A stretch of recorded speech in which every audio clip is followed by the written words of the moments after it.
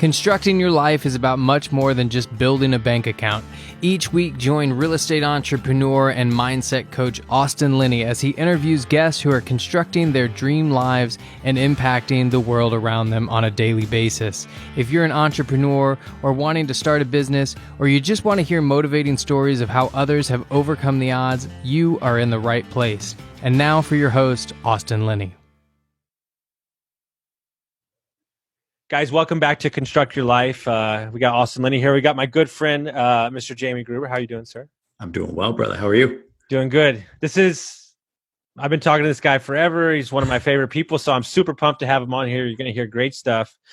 Jamie has got a great job in the insurance world, but he's also a multifamily investor. I run his South Texas group. It's one of the fastest growing Facebook groups for multifamily investing and more, to just learn about mindset, investing, so much content in that video. So we're just going to start from the beginning. And why don't you tell us kind of how you got started and kind of your story?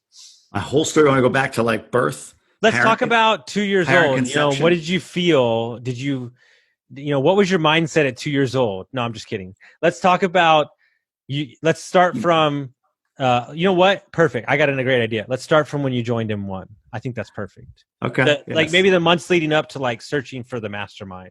Because I know it changed me as much as it changed you. So I think it did. Yeah. I'm a career W-2 guy, right? So I've always worked in a W-2 position, and I've been successful with that. I've moved up through the ranks. I've moved a couple of times from New York to Boston, Boston to Michigan, always taking bigger and better jobs. Income is good. You know, there's a lot of benefits to it and everything. But I ran into a bit of a roadblock when I moved to Michigan, specifically with, the organization I was taking over. I struggled to get traction. My boss was under a ton of pressure, which means I'm under a ton of pressure. And I had severe doubts about my abilities for the first time in my, at the time, 17-year career. In leadership, a lot of years, had always been able to figure out a way to success. And I was just running up against a lot. Coupled with that was a big move away from a place I truly loved in Boston to a place I wasn't so sure about in Michigan. So I had a little bit of, I don't want to call it buyer's remorse. I don't really believe in regret, but it took a little bit of the wind out of my sails. And this sense that the job that I sought, which I thought would give me fulfillment, lo and behold, a job can't do that for you. So you have to seek it elsewhere. So for me, that was a matter of, okay, at the same time, I was kind of getting interested in real estate. I had read a few things. I'd looked at a few books, gotten to bigger pockets, all the things people do when they start out in real estate or want to be in real estate. And what I learned really early and quickly was real estate investing is part and parcel with mindset. In fact, you can't have the first real estate investing without the second. You have to have a solid foundation, a solid mindset. And I didn't. I wasn't sleeping. I was completely tied to my identity being what I did for a living. And that's a lot of conditioning. It's years and years and years of conditioning to be that way. So for me to undo that and for me to separate my identity from my day job, I sought the guidance of others. And that led me down this path of this thing called a mastermind, which I hadn't really heard of before.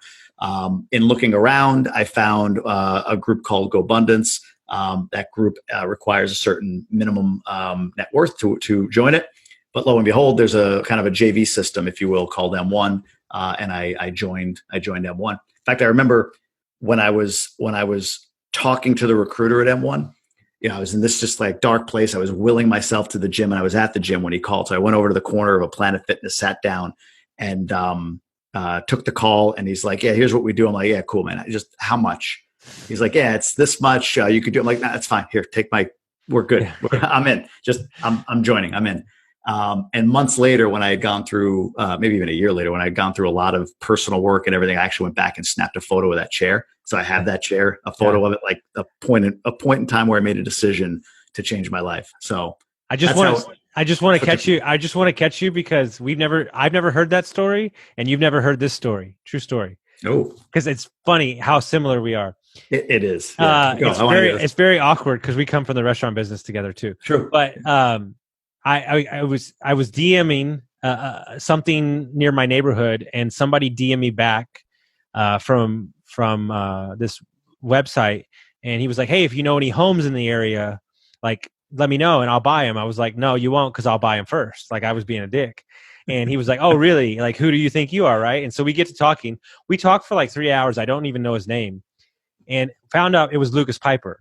And, no kidding. and he said, hey, listen, I'll be at this coffee shop tomorrow. There's this thing I think you're perfect for. And I was like, what the fuck is that? I don't even know. Amway. Yeah, whatever. Mastermind, M1, whatever. We Okay. sit down for coffee and he goes like over like a minute of the thing. And I was like, okay, here you go. I was like, he goes, I don't understand. I haven't told you anything. I go, no, here's my credit card. And he goes, Right. I don't understand. I said, I've been looking for this for 2 years. Right. And it was like, you just kind of get to a point where like like if I'm describing it properly, like you've grown bigger than your circle. Like, are you grown bigger than your ideas? 1,000%. Like when I jumped into that group and I was around all these people that had similar mindsets, I went from, calling people on the way home from work that I work with to bitch about the day to now all of a sudden calling you and calling people like you. And it was just such a different conversation. So yeah, what I was in was like a vicious cycle of like Groundhog's Day. Like I was in this thing. I'm feeling kind of hollow and empty being in this thing. And I needed another thing that I felt was at another level. To dive into. And yeah, absolutely. I agree with you 100%.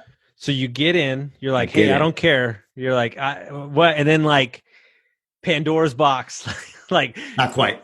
Yeah. And I'm making a joke because it doesn't happen like that, guys. We're just, but I am pasty on this video. I just want to make that point. No, we'll talk about it at the end of the video. Okay. Which you actually look, I have a goal for July 4th. I've erased everything off my whiteboard. And the only goal is to get my legs tan. Okay. I mean, every picture I take, everybody DMs me, dude, your legs are really white. And I'm like, I'm working on it, man. And that's how I feel about your face right now. That's how I feel about my face. All right. So I join M1, I get into this mastermind, and the first like kickoff call and first, kind of accountability pod call, I felt even more insecure than when I went in, because now you're talking to all these, people who are at least, purporting to be badass, or at least they're doing things that to me seem so foreign. I mean, 38 years old at the time, and I had only known one way. And now you're sitting in a room with people who have been, some of them are entrepreneurs. Some of them have a nice side hustle. They have a job, but they have a pretty decent side hustle that they've built. So it was intimidating. Honestly, I wasn't sure I was in the right spot. Yeah. I wasn't sure that this is the place for me. So as I went, I want to dig there because that's the point. Because I felt the same way. I want to dig in because I thought I was the shit, and then you get in oh shit, I'm nothing.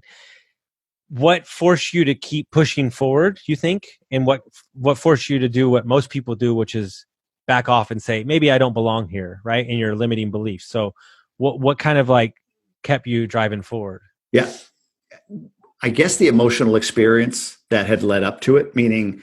I how do you put it? It's like you're standing looking at something scary, right? That scares you. And you're like, well, that's freaking horrifying. But then you turn around and you look at what to go back to. And they're like, oh, that's even scarier. That's even worse. Like when you turn around and you see this emptiness that your life was. And I want to be clear, this has nothing to do with relationship. This is more like professionally purpose-driven, what I do work every day, right? The relationship I had, even with people at work, were great. My wife, all of that. But just the purpose of what I did and feeling on purpose with what I did, when I turned around and looked back at like retreating to that, was scarier than what I was moving toward. And I think that's the balance you have to get to. We've talked about this in a couple of different ways, but you just have to do it in your time, right? Like there's plenty of things in my life. In fact, everything before that I would have turned and ran away because there was comfort in going back to something. Well, in that point, and I just had a podcast with a good buddy of mine, investor in Austin. What I've had to do, and you have to do the same thing when you interview people for your multifamily group. You can't control the message. You can only control the message that you put out, right? Yep. And the way I mean by that is that what we're talking about now, somebody, and I've had to learn this lesson the hard way with coaching people. You can't give somebody that steps into personal development David Goggins. That's his first book. That's true. So what I'm saying is like a podcast might hit you 3 years from now because it was at the right time. It's the same way I feel about music. There's a song that's been around for 4 years, but I needed to hear it last night. And so it presented itself. And what you're basically saying is when you get out of your own way and you just, maybe the message was meant for it right at that, like maybe I was meant to meet Lucas right at that time. Maybe you were like staying like, look, I can go back there and that's safe. But like over here is like, I don't know. but there's something that like says it's the right time, right? It's the idea of surrendering, right? Yeah. Saying yes, just trusting in yourself that you'll figure it out, right? Like, and you do that throughout your life, but sometimes when it's a major shift, like corporate career, and now entrepreneurial mastermind, it's scary as hell. But yeah, you have to just sort of say, okay, let me just release and go. And So, but to your point, I think it has to happen when you're ready for it, when your spirit is ready. Yeah, and I'll share it for a separate episode because it's not the appropriate time to share it. But I've had a spiritual journey the last month, and when you do certain healing drugs, you go down that road. It's almost like my new theory is you have to, in order to truly seek clarity and forgiveness and happiness, true happiness, you have to surrender. There's no other option. Yeah. And no doubt. What everybody's doing is they're trying to wrestle with their life, right? And by wrestling with your life, all you're doing is feeding the demon. Like one of my favorite quotes is, hey, grandfather, you told me that there's two wolves inside of you. One that is, positive and optimistic and blah, blah, blah. And the other wolf is negative and an asshole. And how do you know which one is which? And he goes, well, it's by which one I feed. And it's like, it's true. Like, so if you're surrounding yourself by people like that are getting it, right, and you're expanding your network by getting into these masterminds, by getting around intentional people, you're driving yourself forward, and you have no choice but, water finds its level. Like you have no choice but to rise up. So you're in there, you're like, man, I feel awkward, but I'm like going to keep showing up. Right. And so what happens next? So I there's a curriculum to it. I dove into the curriculum. I just sort of found comfort in that. There's, kind of things you do every Monday, things you do every Thursday. And, you're meeting with these people every week, bonding with them. So I exercised that. I just sort of built the habit, if you will, right? It was, when you think about the learning scale, right? I didn't know what I didn't know. I was unconsciously competent, and I was working my way toward conscious competence, where I'm doing this stuff, but I'm thinking about every step I have to do. Okay, I have to do this today and do this today or whatever. I started embedding some things in that this mastermind really preaches, like morning routines, evening routines, different ways of budgeting, all that. Okay, cool. I'm just going to do it all. But still, I got to a point where, okay, I'm feeling like I'm kind of moving in the right direction here. I'm contacting more people. The ultimate for me was really two things, though. First was I hired a coach from the mastermind. So I hired a coach from the mastermind. Never had a direct coach before. Didn't know what that experience would be like. But just having somebody that could, especially for me, could help me untalk or undo the negative self-talk that I had forever. Even things like self-deprecating humor, I had no idea how damaging that was. And what I want to make a point, and this is because not everybody that listens knows you.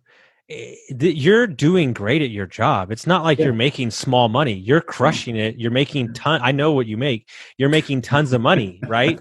So what we're trying to get at here, guys, is you're like, he's still having the negative talk. He's still, and what you're not understanding. And so this is my number one thing I do, especially in a social setting, is I watch people's words. And I don't think people understand these little things they say, crazy, how heavy it sits with you. Right. And so, and that's what we were talking about before we got on the podcast. The man that you sit as today is not the man, even though you were in business successful, right? Mm-hmm.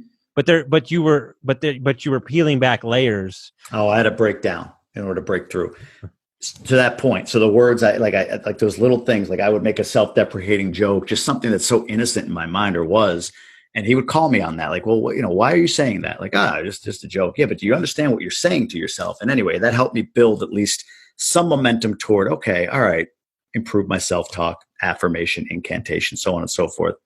But I ended up at a retreat for this mastermind for M1.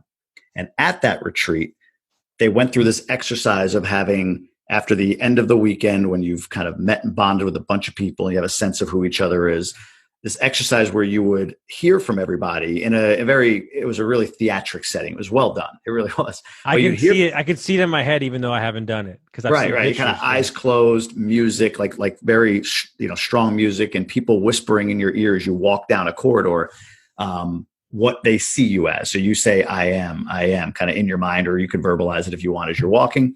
And people are like whispering on each side, like boom, boom, boom, boom, like what they perceive you as after having bonded with you.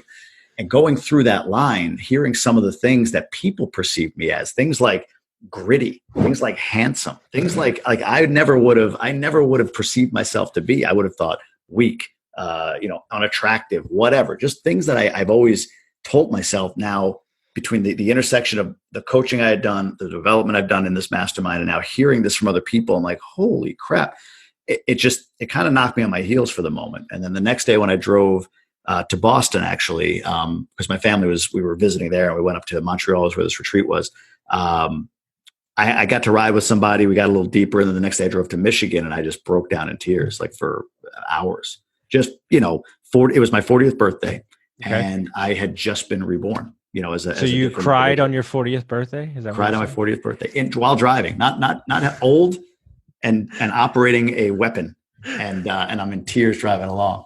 So yeah, it wasn't good for those drivers. Are we the same person? Because I remember crying in my car in Raleigh, North Carolina, after getting demolished by launching a bunch of Airbnbs. I remember that. Yeah. I think I probably called you. So you're 40, you're crying, you're basically reborn. I've had about 7 of those, about 6 in the last 2 days. And then that's for another podcast. Maybe, right. I actually recorded one this morning. I need to send you. Okay. Super powerful, raw, very love raw. To hear. Love to I'll hear. release it in 2 weeks. So you're 40. You're with your wife at this time or no? Oh yeah. Yeah. We've been married almost 10. Well, we'll be married 10 years this year. And by the way, guys, I should cover, I should put 2 kids. I should put a picture of her. Cause those weddings that you go to and it's like, how is she marrying that guy? His wife is gorgeous and she's a killer in business. So she is pretty incredible. Yeah. I don't know how that happened. I never met her, but there's a rumor out there that she's awesome. So, talk about, because mine came later on in life too. Mine came about 31, was starting it. The last 2-3 years have been kind of the big ha-ha moments, with a lot of failure, mainly failure, not a lot of positives. So what are you thinking, right? Because what I explain to people, like, especially when you watch and you coach people, when it's almost like stepping into another matrix, right? Like this whole world that you didn't know opens up, and then you start. It's hard to explain, but then you start looking at everything with a different lens, right? Yeah. Meaning relationship with your kids, wife, work, boss, and so you're like, okay, where am I showing up, and how am I showing up to these people? I'm sure was an answer, a question that you ask yourself all the time. Yeah. So in that moment, you asked what was going through my mind. It was a weird feeling of sadness, joy, excitement, relief, all these things as I'm sort of going through this, like even amazement, just sitting back and kind of observing myself in that moment, driving home, breaking down. It was really incredible to see and feel this rush of emotions all at the same time. Hey, okay, something just changed big time. Like the path of my life just changed. The big thing for me, the first thing I had to overcome was the work situation. Like that was the if there's a root of it, that was the thing I placed so much emphasis on, that drove me to a place of feeling broken down, of feeling incomplete, of feeling insecure. So for me, it was amazing to know and understand and learn the power that you have to reframe, to rename, to place, to place a label on things. Like you choose how you interpret things. Like I was just talking to somebody last night about this. If somebody were to kill somebody that you love, right, just shoot them dead, you still choose, how you react to that. Like that person didn't make you sad by killing your loved one. You chose to be sad. Now, most people probably would choose to be sad or angry or whatever the case may be.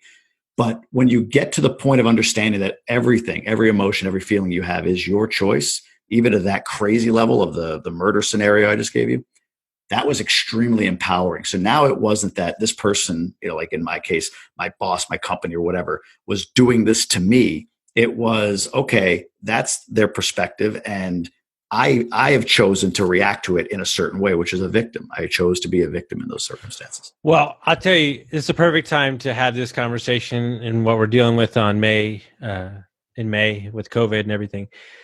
Nobody has any control over your soul, your mind, your spirit, and your body. And it's a choice, right? And so my joke is, this is my joke. I love it. You had a joke for this? This is my kind of jokey story. There is a 30-year-old person right now that for 90 days had to be quarantined with Netflix and air conditioning and probably got a check from the government. That in 50 years, at 80 years old, will be sitting on a porch saying COVID ruined my life. Yeah. And it was 90 days out of an 80-year life. It's a fucking choice, everybody. Yeah. And I have read 30 books. I teach myself Spanish. I've gone on trips. I've been outside every day. It is a choice how you view this world. And that's why me and Jamie are aligned, because real estate is merely a byproduct of a great mindset. Yeah, 1,000%. 1,000%. Real estate's nothing without mindset. You can't do it without the right mindset. 1,000%. And I'll sing this till I'm 90 years old. And I haven't stopped learning about real estate, but I've stopped focusing on it because imperfect action leads to results. So I'd rather learn through the deal. I'd rather partner with somebody and have them teach me hands-on, because you can only learn so much from a book. You can only learn so much from a podcast until the contractor calls you and tell you there's termites. Dude, I've said that so many times. Like people talk about, what do I do next? It's like a deal. Like I'm not saying just buy something just to buy it, but scratch some numbers down on paper, make sure it looks pretty decent, understand that you're going to get your teeth kicked in multiple times, and do the deal. But you know what? People have been bit. I have not been bit to the level that some people have. I've been bit plenty in real estate, but some people have gone bankrupt post 08 or whatever, and they're raging back. I think of guys like Rod Cleef. That's a big name in real estate, right? He went bust. I mean, he was millions in the hole. But now look at him. I interviewed 3 GoPundits guys in the last 3 weeks, and all of them went broke twice. All of them. And we're talking about like Uber driver broke. And now they're like multimillionaires. Dude, and look, this is a perfect segue. This is great. I had to get this story in here, and then we'll go back to your story, because I want to share how much I appreciate you and have it recorded. So, true story, guys. This man right here, God love him.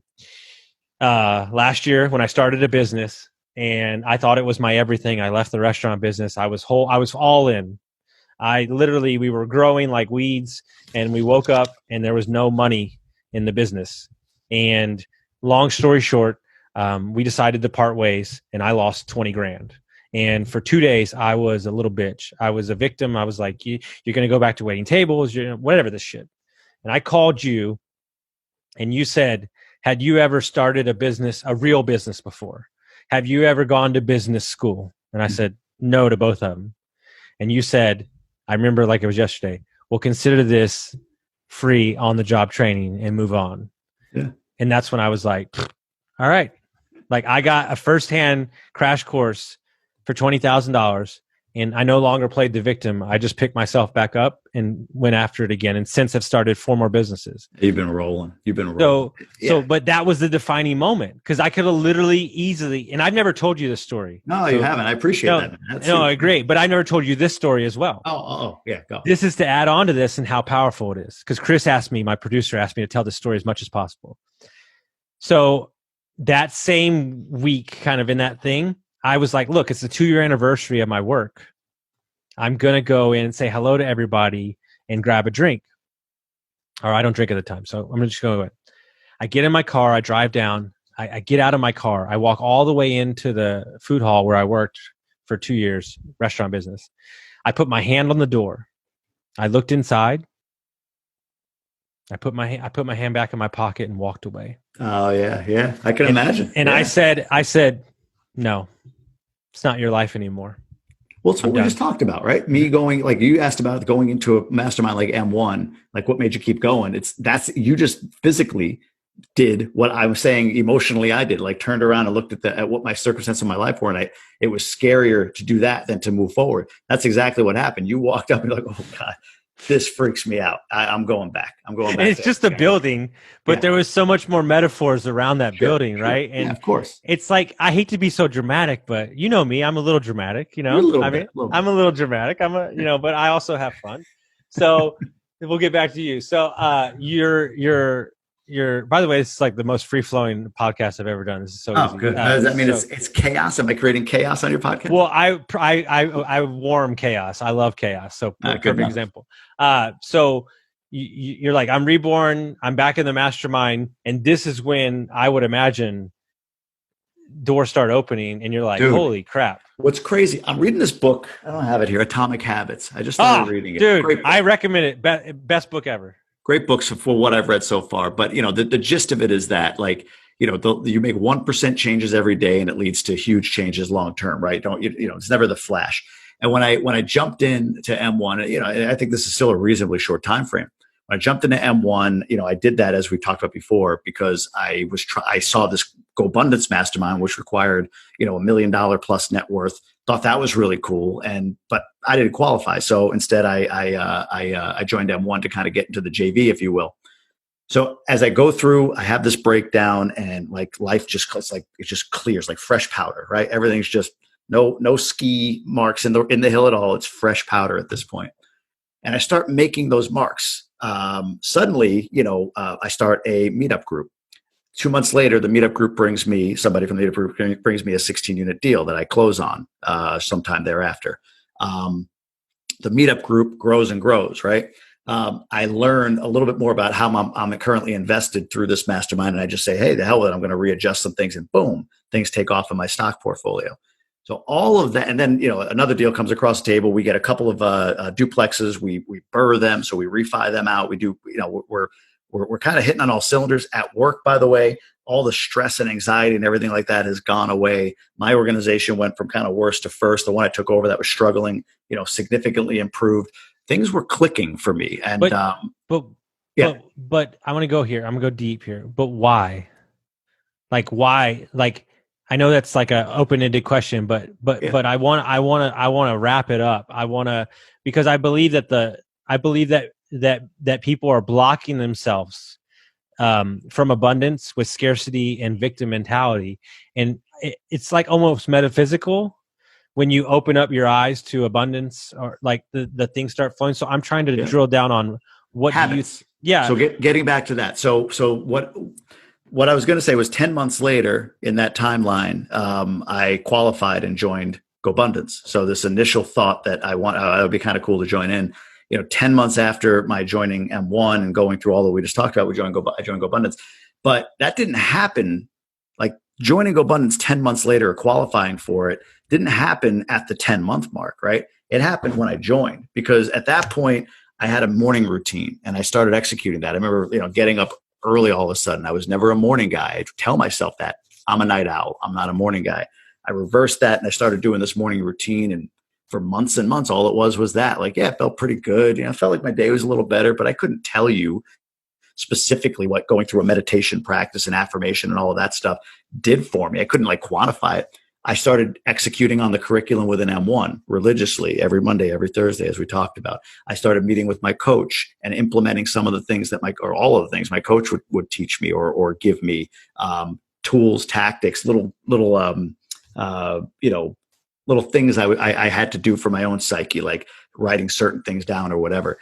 These things were all habits that I was forming, just little things I would do every day. Start the meetup group. The meetup group is growing in Facebook, and I habitually would post on a daily basis, go live on it. So all these little actions, like none of them in and of themselves big, all these little actions. And this isn't like at the 10-month mark, I joined GoPundits and I'm like, wow, those habits, look what they just did. But as I reflect back now, a year plus later, that's what it was. Like at the point at which everything that came to me from that point in was because I was consistently applying habits that served me. I was eating better. I was exercising religiously. I had a morning routine. I was reading more effectively. My mind just opened to things. Right? I was saying yes to things more. I was meeting people more. There was just a small changes that I made in different areas of my life that led to outcomes outcomes beyond, I think, even what I saw, or at least in the timeline that I saw them. So I think that's the genesis of it is, what is your life like today? Put that down, whatever it is, a small thing, and add in a habit that serves you, or undo a habit that's not serving you. I mean, you stop drinking. That's a big habit to undo, right? But it doesn't serve you, right? Victim mentality was a habit that you broke, you slipped into when your business failed initially, but the habit that you have is not to be, so you came out of it. And I want to make a point, two extremely important points on the slipping in and drinking. In the past, if I wouldn't have been in the mastermind, and my business would have failed, it would have been a 3-month spiral of alcoholism. But because your network, my network is strong and they won't let me go there. And here's the deal. I'm writing a piece to my dad, whatever. My dad are having a fight, and I write this thing, and I feel like it's great. Like, I'm finally standing up for myself, and I'm telling him like, fuck you, and then, like, of course, like, my network is like, you sound like a bitch. And I'm like, wait, I feel so good about it. And they're like, yeah, but reread it. You're being a little victim. I was like, oh. And so, like, Chris, my producer, great story. I didn't even do this, so I can't take the credit, but his brother did. So he's from the restaurant. He's from the music business his whole life. Played with Stained, the band I worked for forever. Yeah. He produced my podcast. I didn't know you worked with Stained. No, he did. Chris. He was the bass player for Aaron Lewis. So doesn't matter. So he wanted to get into real estate. And his brother asked him, his brother's in construction in Dallas. And he asked him a simple question. It's so money. Because he works with broke musicians producing their album. So he said, hey, Chris, do you know anybody that makes over $75K a year? And he goes, no. He goes, well, there you go. And I asked him when he got hired, I said, hey, man, what do you want to do? He goes, I want to meet real estate investors that are doing a bunch of deals and they make over $100,000 a year. I go, okay. Like, boom, I just set you up 5 appointments. He goes, that quick? I go, yeah, that's it. And in that time frame, in 2-week period, he interviewed 6 people on his podcast that had like 600,000 like 600 units, flipping all these houses. And he's like, that was quick. And I'm like, that's what happens when you remove the negativity, remove the people doing the same thing, going to the bar, doing the same thing. And you surround yourself with people that make me feel uncomfortable a lot of the times. Like often. And you're in a group. I mean, good Lord, you're in a group with dudes that are worth like $500 million. These guys, man, like, I'm entry level. These guys are balling. And they're just steamrollers. Like, and they have like 5 multi-million-dollar businesses, and they don't mess around. And something I've learned from them is they'll give you the opportunity, but you better fucking take it. And you better move quick. You better move quick. They will open the door for you, but that door is open. So what I do, true story, I saw Matty A at the event you went to on Instagram, and I started bugging this guy. And I basically bugged him till he gave me 10 minutes. And I flew across the country. Yeah, I remember this. Yeah. And I had coffee with him. And now we're doing deals together. And I just hung out with him for his birthday. What are you willing to do for your goals? Like, because these guys will give you, I'm not shitting you. There's guys that might give you 3 minutes. But like, if you impress them or you add value, like, this is what these guys are doing deals, like a lot of deals, and you can learn so much in I feel like my trajectory has just like 100%. And you make a great point about being teachable. I think we were talking about this audio that I had sent you or whatever, and something that you'll learn there. And I think this is a great lesson is for you to change, for you to really, to get what you want. You have to determine how teachable you are. And the best way to understand how teachable you are is to ask yourself, what are you willing to give up? What are you willing to not do? What are you willing to lay down and not have in order to learn that thing? So you wanted to learn how to invest from a guy that you viewed as at the top of his game. So what are you willing to do? What are you willing to give up? But point, very important. And it's funny because I'm thinking about it in our conversations. When I talk to Matty or you or anybody from GoPundits, do you know how much we talk about real estate? Oh yeah, never. seconds. My pod in GoBundits. It's a good point. My pod in GoBundits. Like right now in COVID, there's some interest in like, what comes of this? Like, what business opportunities might there be? For sure. But up until this point, the year plus that we've been meeting, it's about being better fathers, better husbands, better people, being happy. What kind of things we want to do for ourselves to be happy, getting together, bonding, like talking to each other about being successful and being okay with being successful as opposed to being successful and being ashamed of it. Well, it's really funny. Oh, I love this. It's like, it literally was the point I was going to make. I was riding in a car and it was the first time, I'm not shitting you this, 38 years, I'm 38, I'll be 39 in December, that I told myself and I screamed it out loud that I will be successfthat I accepted it. Like, I know that sounds so simple to just say, but that's kind of what you're saying. Like, there is this part that people think that like, oh, like money's evil and all this shit. It's like, no, I want to give away like $10 million. I want to create 10 millionaires. Like, in order to give more money away, you have to make more money. Right. And so like, you have to like come to grips with like, maybe like, I would imagine as a child, like maybe your parents gave you like bad programming around money. Like, oh, Sure. your dad's like, you know what I'm saying? 100%. So like, you have to shift those thoughts in your mind that like money is access. Like it's. I'll give you a quick story on that. My Sure. mother recently, my mother and father, she works like in a billing department of a hospital. My dad's a retired plumber. They live pretty modestly. My dad was doing work for the church just because he wanted to. And the church was like, oh, no, we'll pay you. We'll put you on the payroll or whatever. My mom was like, oh, that's going to hurt us at tax time. And I'm trying to explain to her, like, I don't understand how that hurts you. Like, are you saying you're going to be taxed more than what he makes? Well, no, but because he makes some and we have to, at the end of the year, I won't get as big a return. It's like, you're making more money.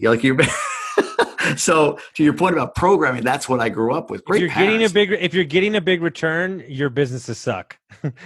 So, right. Yeah, exactly. So, but to your point a minute ago, I want to actually give you this on. So you said about how you shouted to yourself, and maybe you didn't use this word, but I will be successful. Is that the words you used? No. Good point. Way to catch that. Maybe I didn't say that exact. I am successful is what I not only that, but okay, good. Do you believe what that, is success? Or are you forecasting? What is success? Debatable. I mean, that is that we could have a 4-hour podcast on what is success. We could, but I'll just leave it with this small point on this is I think that's the problem sometimes is when you are in a group like this and when you do get into proximity of guys like in GoBundits who have had financial success, like you learn very quickly. Like, so what am I going to tell a guy in my pod making $1 million plus a year? Right? I've never made $1 million plus a year, right? That's what goes to your mind. But where he's had that success financially greater than mine, perhaps my success greater than his is in my marriage, and I can help him with that. So you got to be careful in saying I will be or I am in a way of trying to convince yourself. Success is like you want more. I get that, but success often gets tied to monetary reward. And it's just not. And I know it's easy for people with money, like these guys that I hang out with, for them to say, yeah, money's not everything. It's, it's about the relationships, about this, that, and the other. But what all they are is 50 years ahead of their time. They just got rich early at 30, 40, 50 years old. And they're talking like an 85-year-old guy who maybe never had money, but at the end of his life understands going back that the pursuit of it was never really that important. So many things he could have or should have done with his life that he regrets. So I think people gotta be careful with that. You couldn't be more clear. I remember riding on a plane because I had a bunch of Airbnb meetings in different cities and then a conference. And I was riding on a plane from Dallas to Denver. And I said to myself, be careful wishing for success because you might be living the dreams that you've always wanted now. That's perfect. Exactly. Yeah. Exactly. And I think people get caught up. And one of my high performances coach that does like ultra marathons, Rick Alexander, is one of my favorite humans in the planet. He said, Austin, when I did his workshop, he said, Austin, the number one thing that you'll have to work on, and if you don't get this, you'll never be happy. There's nowhere to get. There's always another real estate deal. There's always another, everything. There's always another bike you could buy. There's always another thing. So if you don't find little joys and your kids spilling SpaghettiOs and all that. We're like stacking stuff now, but we talked about routines and morning habits and all of that good stuff. That is, if anybody were to ask me, like, what's one thing that you would say has been transformational for you? Just one thing. I get you have a routine, you had a coach, and you did this, and you did that. Cool, you read this book. What's one thing? I would say 100% is my meditation practice. just every day, not doing it here and there, not cutting it short, but like every day doing a minimum of 10 minutes for me every morning. Literally. Mhm. I mean, there's very few days I miss. Like that practice is not about like, oh, damn it, I'm distracted. Let me, I can't get my mind clear. It's not about that. It's recognizing that you're thinking and being curious about those thoughts and coming back to a present moment. And when you do that 10 minutes a day, every day, right, it spills into the rest of your life to what exactly you just described. In a moment of sunshine, you can appreciate that. In a moment with your kids where they're jumping in the pool, you can pause that and really dive into it and bake into it. Yeah. Being present, that's the one thing I've learned for me has been most impactful. And it is easily probably the number one trait of every successful person that I deem to be successful around me. Yeah, we did a little meditation at dinner the other night in Arizona with a friend of mine who's big into personal development. And we're talking about my alcoholism and how I've never really respected that I quit so easily, but quit, and I've never really acknowledged that I quit and all this stuff. I never really gave myself credit. Is what I'm saying. That's big, yeah. And she was talking about like if you were to meet the 50-year-old version of you, like what would he be saying to you? And the words that kept repeating themselves was peace. Just slow down. And so what I'm trying to do right now is like, I want all these things and I want to do Ironmans and me, I want to do all this crap, but it's those experiences, the sunset on the beach and the lake trip and all these things. That's when I meditate. That's what I meditate about. It's like those moments. Right. And you're like, so I've been doing the cold showers for a month. I'm doing the breathing now, the breathing technique. I'm about to do one on Thursday. I think it's helping a ton. So, guys, we're just talking about these multiple avenues, Atomic Habits, Miracle Morning. That's another book that's fantastic. Yeah. But most importantly, we've covered a lot of stuff in this podcast. It's one day at a time. How do you eat an elephant one bite at a time? You can't just. That's why you need to read Atomic Habits, because it's small little wins. I think the thing that's not talked about in real estate and life in general is momentum. I think momentum is the secret weapon. And I think that when you stack small wins on top of each other in business, it allows you to keep moving forward. And that's all we're looking to do is just continue to move forward. Yeah, and I think you have to do it like you said about the bite-sized chunks. So you want to lose weight. So to lose weight, you need to stop drinking soda, go to the gym, stop eating fast food, and drink more water, right? Whatever. Those are the things you dub as like, that's what I got to do tomorrow or today or whatever. You do it right away because you're motivated. The issue with all of that at the same time, unless it comes, in my opinion, from like a true emotional experience, like heart attack, somebody died close to you, then you can quickly transition your entire being and life. You can become somebody different in a moment.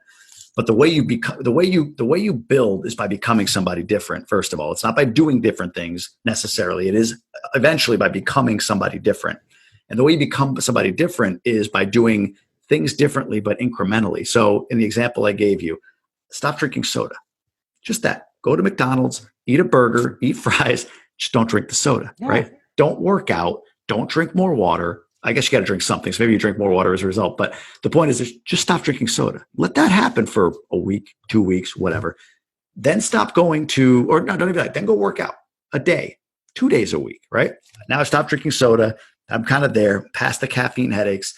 And now I'm over to working out, but I'm still going to McDonald's right after my workout. I'm going to Burger King. I'm going to get myself a Wendy's burger, right? No, it's my coach. After you do that, you go into that. So my point is like, to your point, like it's little incremental changes to become this other person who then can like really embed these behaviors in you, and you grow from there. I've done it both ways. And it's like, I don't even learn the lesson all the time. Like I've done it that way, and it was successful. And then like 2 years later, I decided to go I'm doing it all tomorrow route. And I have to remember for myself and bring myself back to every success has been with little changes or a big emotional experience that shifts me. 1,000%. I had to learn my own lesson. My coach kind of beat me up. I had a buddy who wanted to stop drinking. He's been alcohol, whatever you want to call it, for 25 years. And I was like, just stop drinking. And he's like, hey, Dick. He's like, you don't, he's like, he didn't like, he's like, you can't just tell somebody to stop drinking. He goes, you can ask him to stop drinking like 2 days a week. Right. Like, because what we have to do is we have to address the problem of why he was drinking in the first place. Yep. And so it's so quick for somebody to say like, oh, just stop it. But what we're asking you to do, guys, is just small incremental, taking things out of your life, replacing it with something positive. Look, there's no qualms about it. Anybody that knows me knows I have the most addictive personality on the planet. I'm on a song right now. I'm on 3 different songs. I'll listen to them 70 times in one day. No joke. Yeah, I'm with you.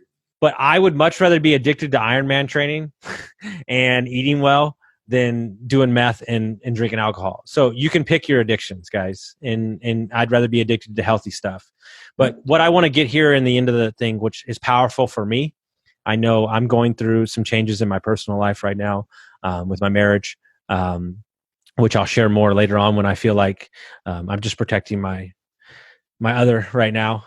But the story you told me, because you weren't always with your wife, I thought I really want to end it here after this story and kind of button it up, because I think it's one of the most powerful stories that has helped me separate myself from telling the truth and from, really stepping into like your true self and not lying to yourself. Right. So, I'll set it up. So before your wife, you were dating somebody for quite a while, right? And I'll let you kind of take it on from here. Yeah, I was engaged, actually. Engaged to be married. I met this girl when I was in my early 20s, and I was following the pattern, right? My parents did it. My sisters did it. You meet somebody, you get married young, you have kids, and that's it, right? Like you set right after the sunset, and you lead your life. So young, I had the job, I had the car. Well, here's the girl, I'm supposed to marry her. I get engaged to her, knowing probably the whole time, that I don't really want to do this, but I guess this is what I'm supposed to do, so I'm just going to do it. So we were engaged for like a year and a half, and about 3 weeks before the wedding, I couldn't go through with it. So I called it off. So I called the wedding off 3 weeks before. Remember, you think about it, 3 weeks before, invitations are out, everything's booked, everything's ready to go. So you have to undo all of that to do that. But, we stuck together for a bit. So the relationship was, it went through this thing of like, I had things I wanted to do, or I felt like I wanted to do. She was more introverted, a little bit more, she suffered from anxiety and migraines when things would get a little bit tense. Things like driving in a snowstorm, not even a snowstorm, just flurries. She'd come home and migraine, just like, sometimes to the hospital to get her injected because the migraine was so bad. Always, it was just, everything was such a ball of stress for her. And that stressed me out to the point where I just got fed up. And every 3 months, me and my buddies would get together and I'd explain what's going on in my life. And they'd say some things with their life, and I'd be like, I guess this is normal. And I just keep returning to it, culminating in calling off the wedding, sticking with her afterward, because I always felt in a way, well, 2 things, if I'm being honest. One is I didn't want to go through the pain of ending it. I mean, really, I just didn't want to deal with that. It was always a reason not to. It's almost the holidays. It's almost her birthday. There's always a reason not to deal with it, right? Mm-hmm. The second thing was I was convinced that, what is she going to do? Like, she doesn't have the ability to exist because she's so codependent. She stresses out when the snow falls, for God's sake, flurries. She's freaked out. Somebody comes and sits at our table when we're eating dinner. She freaks out. Like anything, just like spun her out and got her literally sick, physically ill. So how is she going to survive this person that, I'd come to care for and everything else? I'd lived with her for a long time. But, it got to a point where I couldn't do it anymore for me. And I had to make the decision for me to walk away. And I remember the moment I kind of ended it, both ending the wedding and then later ending the entire relationship, that sense of sadness and relief all at the same time. And what was crazy was so she ended up meeting a guy and moving to Oklahoma. I'm sure she was dating him before we were officially ended, which was fine. That was actually good for me. Like, thank God, go. Yeah. For me, I moved to Boston after that from New York. So we kind of moved our separate way. And we had a dog. We had a dog together, a chocolate lab. And I remember she came back from Oklahoma to New York, and I was in Boston. She's like, hey, I'm at my boyfriend's house. They're allergic. They can't have dogs. Can you take the dog? I'm like, sure. So I meet her halfway. This is a 6-hour run, 3 hours, right? Where I'm coming from is clear. Where she's coming from is a snowstorm. And so she's driving in this snowstorm out to meet me. And here I am. And I'm like, oh, crap, a snowstorm. Oh, wait, she's with her boyfriend. So her boyfriend is driving. All right, cool. That's all good. So I pull into this gas station where we'd agree to meet. She pulls in because she's late because the snow has kind of slowed them down. Who hops out of the driver's seat? Strong, happy, but her, driving in a snowstorm when flurries would give her a migraine. So it was in that moment when I felt, even after the breakup, like I still got to answer her call. I still got to be there if she needs something, because she's this weak, meek, sad individual who's completely codependent, who can't even drive when flurries fall. When I was out of the picture, for me, like I wanted to be out of the picture. I wanted to break because I was being held back. That moment was a firm realization of how much I held her back, how much she was being held back by me, because suddenly, girl who can't drive in snowflakes is driving in a full-out storm with no migraine, no haunch, no freaking out, no biting nails, no stress, no tension. It was pretty empowering to me to see, how much I was impacting her life as much as my life was being impacted, or at least how I felt about it. So yeah, that's kind of the history of it. And it's funny because in the time that I was, kind of done with that relationship, I remember like, I'm good, man. I'm single. I am good to be single for forever. I honestly was completely cool with being a lifetime bachelor. And I think when you accept the absence of something is when you get what you truly want. Within like the week of saying that and breaking up, I met my wife. So the person that is the exact, not codependent, completely independent, doesn't need to be me, wants to be with me. All of the things that I would have manifested in a person, physically, emotionally, the way our relationship works, appeared only when I put down the desire for it, or when I accepted the fact that it may never be and was completely happy with that. I shouldn't say put down the desire for it, but I accepted that it couldn't happen. Would be nice to be in a relationship that's very fruitful and beneficial to both me and the other person. But if it doesn't happen, I'm cool with that. That's why people who say they would die and truly believe that probably achieve the greatest successes in life, right? Because they're not afraid of the other side. If they end up dead, then they end up dead. So they'll do anything to get to the top. They'll do anything which allows them to get to the top. That was two realizations for me. One was how much I was holding her back, and the second was how when you when you accept that it may never happen and you're truly content with that, how things appear in your life. So that's my story. Powerful. And I'm just thinking, because I'm kind of going through the same thing right now. I'm looking at her point of view of the story. I think that she, vice versa, me, you, everybody, I think she was feeling like she needed to be a certain person with you. 100%. And because of that, it was just like, we both did. Yeah. And so like by doing that, you have two people that are not being truthful and they're just lying to themselves. And so that creates the anxiety, and then crap is built on top and on top of that. When you can't be you ever like that, man, that's tough. That's stressful. Like, I had to come home and, not just be loose and relaxed and cool and all that. And how many people are not looking in the mirror at themselves and realizing how fake they're being, like, right? And how can you ever have peace when you're so just not you? I mean, there's a reason we talked about. There's a reason why 75% of marriages end in divorce is because the large majority of them never should have happened in the first place. Never should have happened.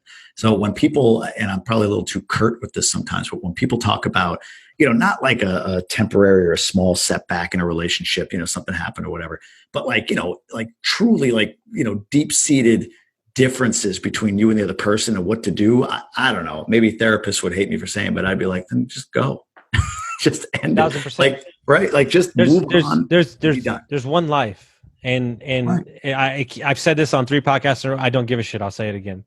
The number one quote, Kyle Cease, everybody is so concerned about what they will lose by telling the truth, because that is quantifiable. You have no idea what you might gain by setting yourself free.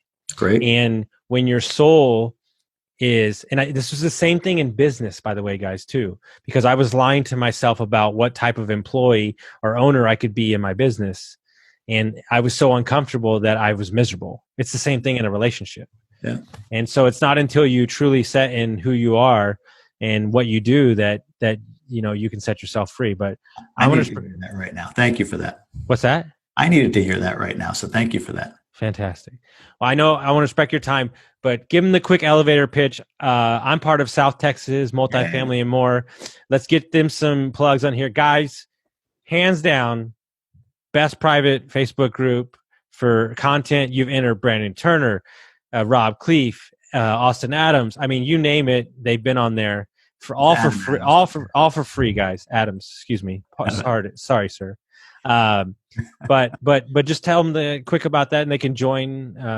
We got them everywhere. Yeah. So Multifamily and More, we're a networking community. We have multiple chapters, 18 of them to be specific. So we try to localize it. You can go to multifamilyandmore.com. Just spell the words out, multifamilyandmore.com. See all the chapters and sign up for any of them. If you want to check out kind of the core content of the entire brand, Instagram is at Multifamily and More. Facebook is at Multifamily and More. YouTube.com/multifamily and more. We've got some really great content on there, including some playlists if you're a newbie, playlist if you're looking to learn about syndication, playlist if you're looking to learn about capital raising. Great guests, great content. YouTube.com/multifamily more. I'd encourage you to subscribe. Yeah, I appreciate it, my brother. Yeah, great episode. Thank you so much. And if you like this episode, guys, share us, review us, rate us, send it to everybody that you know. Everybody. We're going to put it in all Jamie's groups, so I'm sure we'll get a lot of play from that. And thank you so much, bud. All right, brother. Thank you.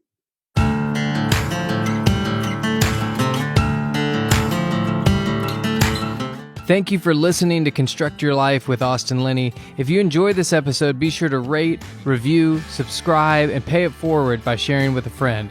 Most importantly, take this opportunity to start constructing your life by taking immediate action on what you learned. For show notes, resources, and more information on one-on-one coaching with Austin, visit constructyourlifepodcast.com.